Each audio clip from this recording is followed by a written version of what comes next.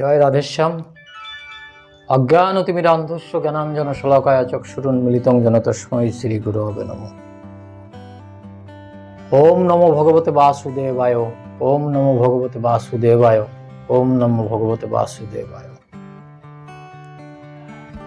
নারায়ণং নমস্কৃত্যং নরং চৈব নরোত্তমং দেবীং সরস্বতীং ব্যাসং ততো জয়মুদীরয়তু।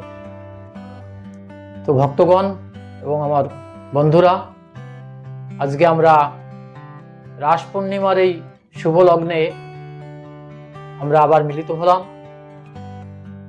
ভগবান যেমন গোপীদের সঙ্গে আজকের দিনে মিলিত হয়েছিলেন রাস উৎসবে, তেমনি আমাদেরও আজকে আবার একটা নতুন আলোচনা অধ্যায়ে আমরা মিলিত হলাম। তো আজকে আমি এই রাস সম্পর্কে একটু আলোকপাত করতে চেষ্টা করব। তো আসলে রাস হচ্ছে আত্মা পরমাত্মার যে মিলন, সেটাই হচ্ছে আসলে রাস। এই রাস উৎসব নিয়ে আমরা অনেকে অনেক কুমন্তব্য করে বসি এবং অনেক সময় আমরা এটাকে বুঝতে পারি না, এর মর্মার্থ আমরা উপলব্ধি করতে পারি না। তাই আমরা এটা নিয়ে এই জড়জগতের সঙ্গে আমরা তুলনা করে বসি। আসলে রাস এই জড়জগতের ব্যাপার নয়। ভগবানের যে লীলা, এই সমস্ত লীলাই হচ্ছে চিন্ময়। তো এই চিন্ময় প্রেমের অভিব্যক্তি হচ্ছে রাস। সেটা কোনো শারীরিক সম্পর্ক নয়। আমরা যেমন পরিবারে স্বামী স্ত্রীর মধ্যে যে সম্পর্ক দ্বারা আমাদের সন্তান উৎপাদন হয়, সেটাকে আমরা মনে করি রাসের সঙ্গে, সেটাকে আমরা তুলনা করি। বাস্তবে এটা এর কিছুই নয়। বাস্তবে রাসটা হচ্ছে আত্মা পরমাত্মার মিলন। ভগবান শ্রীকৃষ্ণ আর গোপীগণ আর রাধারানী, এরা সবাই হচ্ছে নিষ্কাম প্রেম। নিষ্কাম প্রেমের তত্ত্বেই এরা অধিষ্ঠিত ছিলেন। তো এই নিষ্কাম প্রেমের মধ্যে আমরা যদি কামের সম্পর্ককে ফেলে দিই, তাহলে কিন্তু আমাদের ভুল হয়ে যাবে। বাস্তবে এই রাসতত্ত্ব অনেক বড় বড় মহাত্মারা আলোচনা করে থাকেন। তারা এর যথার্থ মর্ম উপলব্ধি করতে পারেন, তারা এর সারমর্ম ব্যক্ত করতে পারেন। তাই অনেক সময় ওনারা কিন্তু সাধারণ লোকের কাছে রাস নিয়ে আলোচনা করেন না। তো আজকে আমি গুরুর কৃপায় যেটুকু আপনাদের বোঝাতে চেষ্টা করছি, সেটুকু আপনারা বুঝলে আমরা কিছুটা অন্তত উপলব্ধি করতে পারবো রাসটা আসলে কি জিনিস। দেখুন, ভগবান শ্রীকৃষ্ণ যখন বাঁশি বাজাতেন, তখন গোপীগণ সেই বাঁশির সুর শুনলে নিজেকে আর ঘরে ধরে রাখতে পারতেন না। যদি বলেন সেটা কেমন, সেটা হচ্ছে তারা নিজ নিজ কর্মে ব্যস্ত থাকতেন। স্বামীর সেবায়, কেউ সন্তানের সেবায়, কেউ শ্বশুর শাশুড়ির সেবায়, যাই বলুন না কেন, গৃহকর্মে তারা ব্যস্ত থাকতেন। আবার তার মধ্যে দিয়েও তারা কি করতেন? ভগবানের সঙ্গে মিলিত হতেন। সেটা কিভাবে সম্ভব? তাদের শরীরটা গৃহকর্মে নিয়োগ থাকতো।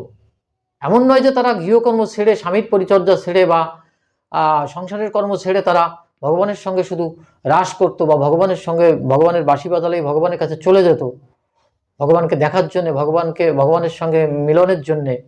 সেটা নয়। তাদের আত্মা সেখানে ছুটে যেত। ভগবান যখন বাঁশি বাজাতেন, তখন গোপীদের সেই রাধারানীর আত্মা সেখানে ছুটে যেত। আবার তারা স্বীয় কর্মেও যুক্ত থাকতেন। তো আত্মার সঙ্গে তো আর শারীরিক সম্পর্ক হয় না, এটা কল্পনাও করা যায় না। তাহলে আমরা বুঝতে পারবো যে আসলে এই ভগবানের সঙ্গে মিলনটা কেমন। এটা হচ্ছে চিন্ময়। এটার ভাবার্থই আলাদা। এটা শুধুই প্রেম, নিষ্কাম প্রেম। এটাই হচ্ছে রাস। তো ভগবানের সঙ্গে যে নিষ্কাম প্রেম, ভগবানের সঙ্গে যে লেনা দেনা, এই প্রেমের আদান প্রদান, এটা চিন্ময় ব্যাপার। এটা কখনো জড়জগতের সঙ্গে তুলনা করা যায় না। বাস্তবে জড়জগতে প্রেমই নেই, জড়জগতে কখনো প্রেম হতে পারে না। আমরা যদি প্রকৃতপক্ষে কাউকে ভালোবাসতাম, তাহলে দেখুন যে যখন আমি আমার স্ত্রীকে খুব ভালোবাসি, হয়তো দেখা যাচ্ছে সে প্যারালাইসিসে পড়ে গেল, সে আর আমাকে সেভাবে সেবা দিতে পারছে না, একদিন হয়তো তাকে আমি ছেড়ে চলে যাব। এরকম ঘটনা ঘটে কিন্তু এই জড়জগতের প্রেম আমরা যেটাকে বলি। আবার স্ত্রীও ঠিক তদ্রূপ। স্বামী হয়তো অকেজো হয়ে গেল, ইনকাম করতে পারে না, তখন স্বামীর প্রতি সেই ভালোবাসাটা থাকে না। এটা হচ্ছে জড়জগতের প্রেম। দেখুন এটা বাস্তবসম্মত কিনা। শুনতে একটু খারাপ শোনা গেলেও বাস্তব কিন্তু এটাই। তাই বলেছে যে জড়জগতে কখনো প্রেম হয় না, প্রেম হয় চিন্ময় জগতে ভগবানের সঙ্গে আত্মা পরমাত্মার যে মিলন, সেটাই হচ্ছে প্রেম। বাস্তবে প্রেম ওখানেই আছে। গোপীরা এক মুহূর্ত কৃষ্ণকে না দেখে থাকতে পারত না, রাধারানী এক মুহূর্ত কৃষ্ণকে না দেখে থাকতে পারতো না, সবসময় দেখত, আবার স্বীয় কর্মও করত। তাহলে শরীর দ্বারা কর্ম করছে আর আত্মা দ্বারা ভগবানের দর্শন করছে, তাহলে এটা কেমন ব্যাপার? এটাই হচ্ছে সেই প্রেম, প্রকৃত প্রেম। প্রকৃত ভালোবাসা বলতে আমরা যেটা বুঝি, সেটা ভগবানের সঙ্গে এই জীবের হয়, এই আত্মার হয়। বাস্তবে এটাই হচ্ছে রাস। তো আজকের এই রাস পূর্ণিমা তিথিতে আপনাদের সকলকে আবারও প্রণাম, অভিবাদন, শুভেচ্ছা এবং প্রীতি জ্ঞাপন করি। আপনারা সকলে এই রাস তিথি উদযাপন করবেন, যে যেভাবে পারেন, উপবাস থেকে হোক, নিরামিষ আহার করে হোক, সাত্ত্বিক আহার করে আপনারা এই ব্রত করবেন এবং আজকে গোপীগণের উপাসনা করবেন। প্রকৃত প্রেম রাধারানীর কাছে চাইবেন, গোপীগণের কাছে চাইবেন, তাহলে দেখবেন জগৎটা কত সুন্দর। এই জগৎ থেকে যখন আমরা বিদায় নেব, এইভাবে প্রেম করে যখন আমরা বিদায়ও নেব, তখনও দেখবেন আমরা একটা চিন্ময় জগতে ভগবানের সঙ্গে আমাদের মিলন হয়েছে। আর সেদিনই হবে প্রকৃত রাস। আপনাদের সকলকে আবারও অনেক অনেক প্রীতি ও শুভেচ্ছা জানিয়ে রাস পূর্ণিমার এই আলোচনা আমরা এখানে বিশ্রাম রাখছি। আগামী পর্বে আবার আমাদের দেখা হবে। আর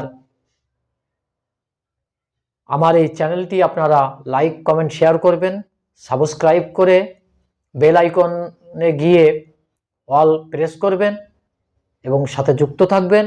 আমরা এরকম মাঝে মাঝে মিলিত হয়ে ভগবানের কথা শুনব, এই আশ্বাস রেখে জয় রাধেশ্যাম।